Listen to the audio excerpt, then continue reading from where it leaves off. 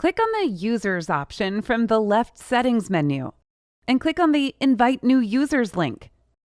Type the user's email address and use a comma to add another user to this invite. In order for users to view boards, you need to assign them board collection and a role.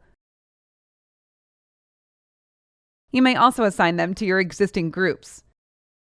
Click on the checkbox here to receive a notification once a user has accepted the invite.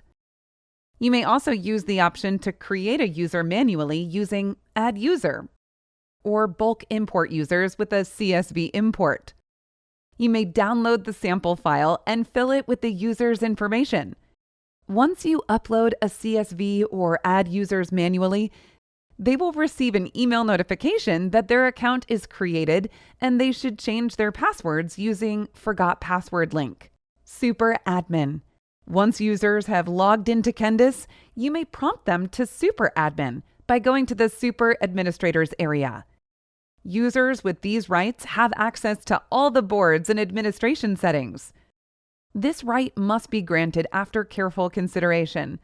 For more information, check the Kendis Help Center at help.kendis.io.